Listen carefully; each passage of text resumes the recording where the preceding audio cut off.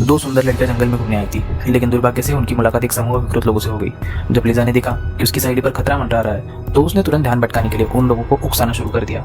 वास्तव में यह चाल सफल रही और उन विकृत लोगों का ध्यान उसकी ओर चला गया, लेकिन इसके साथ ही लिजा ने खुद को मौत के मुंह में ढकेल दिया था। अगले ही पल एक छुरा लिजा के पेट में घुसा दिया गया और फिर एक छुरा पीछे से लिजा को मार दिया गया। गंभीर रूप से घायल लिजा अब कोई प्रतिरोध नहीं कर सकी और जमीन पर गिर गई। इसके बाद वे सब विकृत लोग अब मेरी की ओर मुड़ गए।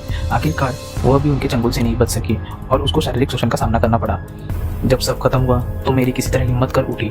उसे एहसास था कि अब वो इनके लिए बेकार हो चुकी है। जीवित रहने के लिए उसे खुद ही कुछ करना होगा। उसने छिपाकर रखे एक पत्थर से एक दरिंदे के मुंह पर मार दिया और इस मौके का फायदा उठाते हुए वो भाग निकली। जीवित रहने की प्रवृत्ति से उसमें अद्भुत ताकत भरती गई और वह तेजी से भागते हुए पानी में कूद गई ताकि वो तैरकर भाग सके।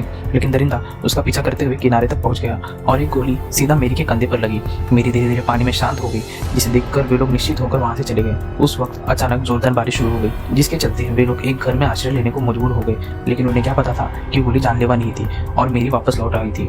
और वह घर किसी और का नहीं बल्कि उसके माता पिता का था। जब माता पिता को यह बात पता चली कि कुछ दरिंदों ने उनकी बेटी के साथ क्या किया, तो उन्होंने बदला लेने की योजना बनाई। आखिरकार उन्होंने उन दरिंदों को पकड़ लिया और उन्हें तड़पा तड़पा कर मार डाला।